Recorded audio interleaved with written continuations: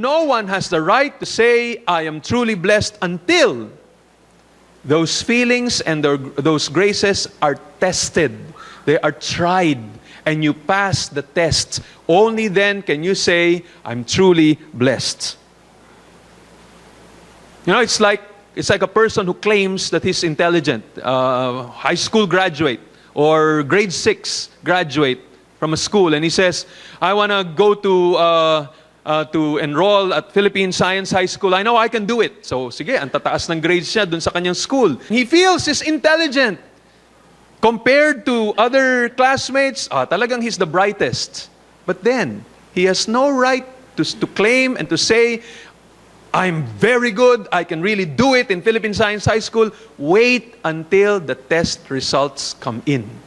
Get the tests, and then let's see the result. Pag bumagsak ka, huwag mo sabihing magaling ka. Huwag mo sabihing matalino ka. Ba't ka bumagsak? Diba? Saka mo lang pwede sabihin, kaya kong sabayan itong mga estudyante from Philippine Science High School, mga valedictorian dyan sa UP o sa Ateneo, kaya ko sabayan yan. Pagka pumasa ka na exam at mataas yung nakuha mo. Pero pag hindi, you have no right to claim that you're okay. Now, I remember when I was a kid, first time we went to Baguio City, the summer capital of the Philippines, and we were there. We were in a certain place. I forgot what that place was. And there were several rocks, pieces of stones and rocks there. And I was so interested. And I got one piece of rock about this big. And I was really so excited. Why? Because I saw glitter. I saw shining. I thought I struck gold. Sabi ko, oy, may gold! Gold! And I went to my father and showed it to him, and I was so excited. And my father didn't share my excitement because he knew that the rock that I saw there was a common rock. You find that everywhere in Baguio City. That's not gold. That's nothing. That's a common stone, that's a common rock, not a precious stone. That's not a gem. So the proof is, you'll find out if that's truly gold if it goes through the test. I-test natin. Totoo ba talagang ginto yan o hindi? So this is what we're trying to show here. It is important that we go through trial to prove to ourselves, to show to God that our faith is genuine. So blessedness comes not in avoiding trials, but in your response to them. And this is James' message. And here in verse 12, James is going to bring out 4 truths regarding the blessed person. Okay, so again, let's look at the 4 truths that James tells us about the blessed person. Number 1, the blessed person is one who remains steadfast under trial. James does not say, blessed is the man who never goes through trials. Hindi yun na sinasabi niya rito. Nor does he say, blessed is the rich man. Rather, blessed is the man who remains steadfast under trial. Yun yung blessed na tao. Now the word here, these 3 words, remains steadfast under, comes from just one Greek word. And this one Greek word can be translated perseveres or endures. Pwede yun.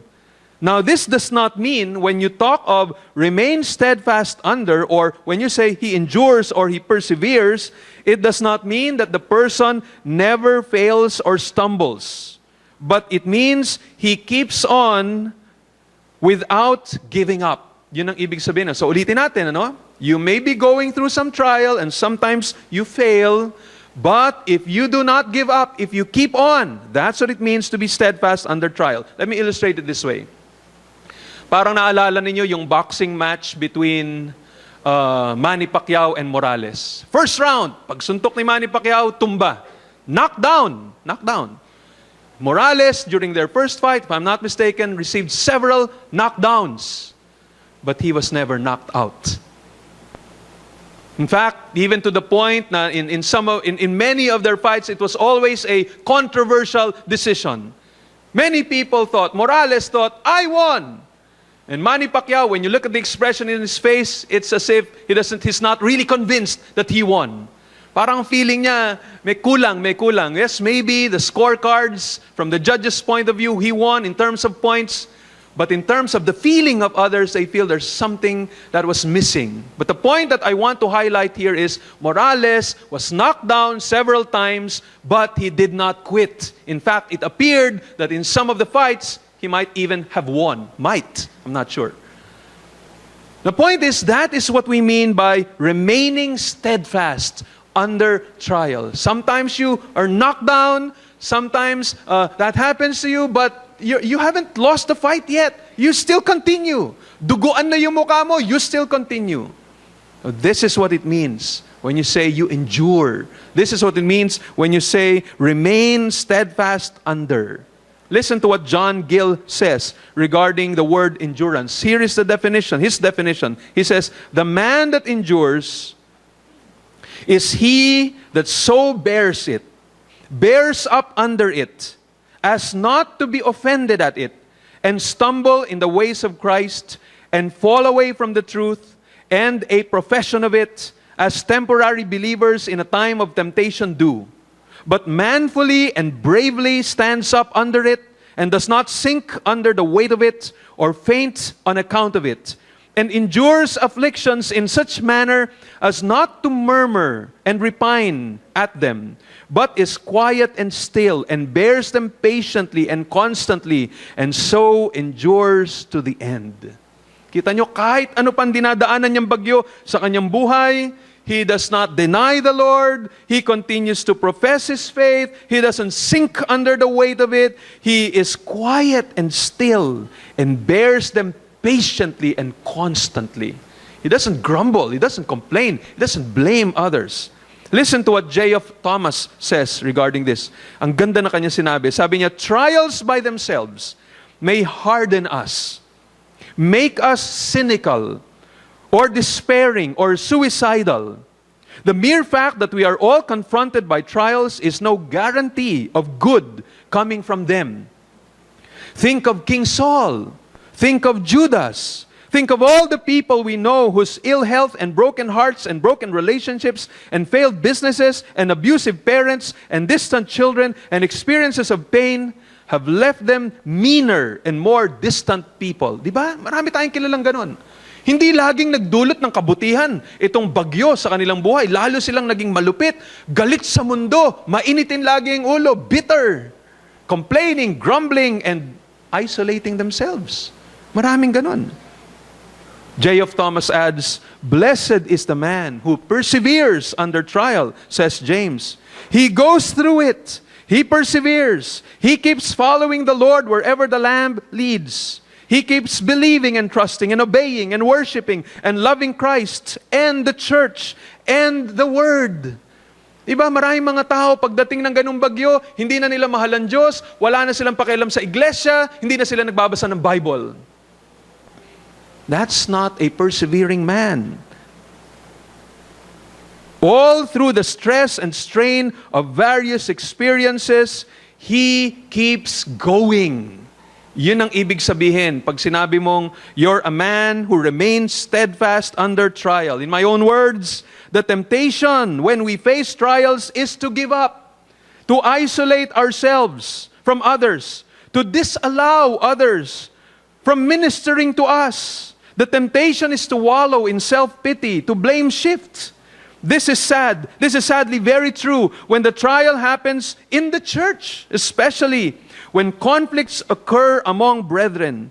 The temptation, not just to the members of the congregation, but even to the pastor or the pastor's wife, is to be angry, bitter, resentful, to stop attending church anymore, or to transfer to another church. Common yan. Hindi ako exempted doon. Kahit pastor, kahit asawa ko, we may be going through certain things that we're tempted to say, bakit sila lang ba ang pwedeng umalis at lumipat na ibang iglesia? Hindi ba kami pwede bilang pastor at ni asawa ko? Pamilya namin? That's the temptation. That's what many other pastors have done. They quit. They go, they leave, they don't understand what it means to remain steadfast under. Let's not forget, dear brethren, that the Bible exhorts us, these commands in these passages. For example, Romans 15 verse 7 says, accept one another, then just as Christ accepted you in order to bring praise to God. 1 Corinthians chapter 1 verse 10 says, I appeal to you, brothers, in the name of our Lord Jesus Christ, that all of you agree with one another, so that there may be no divisions among you, and that you may be perfectly united in mind and thought. Ephesians chapter 4 verse 2 says, be completely humble and gentle, be patient, bearing with one another in love. Ephesians 4:32 says, be kind and compassionate to one another, forgiving each other, just as in Christ, God forgave you. Hebrews 10 verse 25 says, let us not give up meeting together as some are in the habit of doing, but let us encourage one another, and all the more as you see the day approaching. Colossians chapter 3 says, bear with each other and forgive whatever grievances you may have against one another. Forgive as the Lord forgave you. Let the peace of Christ rule in your hearts, since as members of one body you were called to peace. 1 Thessalonians chapter 5 says in verse 15, make sure that nobody pays back wrong for wrong, but always try to be kind to each other and to everyone else. Hebrews 13:1 says, keep on loving each other as brothers. And 1 Peter 4 says, above all, love each other deeply, because love covers a multitude of sins. So you see, this is part of the call to persevere, to keep on, to endure. Follow these instructions. God says, don't give up. Let me go back to J.F. Thomas. He says, yes, there are people who are going through tremendous stress. Such people can only survive by hanging on by their fingertips. And that requires extraordinary effort. Oh, may mga taong ganun eh. Parang konti na, bibigay na lang, parang kuko na lang nila yung nakakapit dun sa dulo ng ledge na yun. Yet, this is what James is pointing to here. Be a Christian survivor, he is saying. What good will it be for anyone if you give up? The blessed man endures. In the valley of the shadow of death, he keeps on walking. You can still hear the Lord's voice and the sound of his footsteps there. Let's keep moving on, going on and on, walking through this grim land. It is terribly easy to stop. You can readily find 100 reasons to justify your choosing to escape. Many others can be blamed, and you can put down yourself with words like, I'm a failure, I've done nothing with my life, nobody appreciates me, I don't fit in. Soon, all Christian motivation to endure has gone. James is saying to us, don't do that. Endure. Keep on going through this valley of the shadow of death. Keep going, moving on. Remember the sublime teaching of Jesus Christ. Remember His dying love. Remember those who look to you. Keep going. Keep things going. Do the next thing. There are times, continues Thomas, in a battle when the army is going through a difficult time. There have been considerable setbacks. The troops have to retreat. It is then essential for the soldiers to keep looking after the little details of any fighting force. There are the weapons, the discipline, the order, the obedience to those in authority, and so on. The men have to persevere. If they become a disorderly crowd, then the war is lost. They have to regroup and take stock and rebuild. The structures must be maintained. The men have to endure hardness. So it is in the blessed life. There are the disciplines of godliness, the daily Bible reading and prayers, the private means of grace and the public means of grace in the stated services of the church. There are little elementary duties. Let's attend to them. Let's never say that, in my position, you don't expect me to remember the rule book and salute the sergeant and polish the brasses and oil the rifles. You don't have to be smart to find really excuses for not attending to such things. But we are told, keep going, keep going, keep going. End of quote. Isn't these words wonderful words? Talagang, yes, this is what we need to do. This is the call of God to us when we're face to face with such insurmountable trials from our point of view. Tingin lang natin yon. Okay, so that's the first. The blessed person is one who remains steadfast under trial. Number two, the blessed person is one who has stood the test. The blessed person is the one who has stood the test. The NIV Bible commentary says this phrase, stood the test, suggests the process of successfully testing precious materials and coins and their consequent approval as genuine. So, put it together. Ang isang taong tunay na pinagpala ng Panginoon Diyos ay isang taong dumaan sa bagyo at pumasa dun sa bagyo o test na yon na kanyang dinaanan. Nakapasa siya, nakatanggap siya ng approval mula sa Panginoon. J. F. Thomas says, so James says that the blessed man is tested and that he perseveres, and then this, that he has stood the test. The test ends, and he has come through it. No test lasts forever. When something is tested and approved, that test ends. You know, it's a wonderful feeling to know that you've passed the test. Abraham, listen to what Spurgeon says. After God tested Abraham, he said of him, now I know that you fear God. God said, Abraham, get your only child. And he says, sacrifice him for me. Give him to me. I want to prove your love for me. And Abraham obeyed, and he tied his son, laid him at on top of the piece of wood that he would fire up to burn his son, to offer as a burnt offering. And he raised his knife and about to slay him. And God said, stop, Abraham, now I know you fear me. He passed the test. Ang sarap ng pakiramdam mo na, Lord, thank you, nakapasa ako sa test. Any man who has felt that approval in his heart knows the beginning of heaven. You know, there was this one Bible commentator who said, each new test successfully endured adds fresh proof of our fidelity to God and contributes to our approved character. Bawat test na pinadaan ng Panginoon Diyos sa atin, nakapasa tayo, it will confirm something in your heart. It will contribute to that confirmation that you are truly a child of God, that your faith is genuine. And it's so, ang sarap ng pakiramdam na yun. Lord, salamat po, I did not give up. Salamat, Panginoon, nalusutan ko to, Panginoon Diyos. Salamat, Panginoon, nakala ko talagang wala ng pag-asa. And then suddenly, tapos yung problema. Nalusutan ko. I did not react wrongly. I did not quit. I did not run away. I did not say bad words. I just followed you. And I passed the test. Ang sarap ng feeling na yon.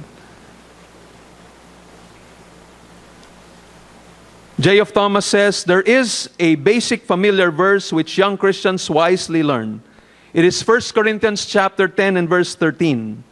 No temptation has seized you except what is common to man, and God is faithful. He will not let you be tempted beyond what you can bear, but when you are tempted, He will also provide a way out so that you can stand up under it. And he says that there are 3 truths about trials in these words. Look at these truths. Number 1, no trial is unique. No one may think that this particular trial that has never been experienced by any other person before today. Hindi natin pwedeng sabihin yon. On the basis of God's promise here, no trial is unique. Kahit gaano pa kahirap yung dinadaanan nyo, you are not the first person who ever experienced that trial. Kahit na ano pa. Sabi mong, hindi ako nakabayad ng aking credit card, so hinahabol ako ngayon, ganyan. Marami nang dumaan dyan. Namatay yung aking mister, nadisgrasya sila, namatay lahat sa pamilya ko sa sunog. Marami nang dumaan sa ganyan. Nasunog yung kanilang bahay, nag-bankrupt sila sa ganito at ganyan. Marami nang dumaan sa ganyan. Niloko ko ng best friend ko pa naman, yung pang hindi ko akalain na ahas pala siya, ang kanyang kinabit, yung aking asawa. So, marami nang dumaan sa ganyan. It's common. You cannot say that your experience is unique, na wala pang ibang dumadaan yan except you.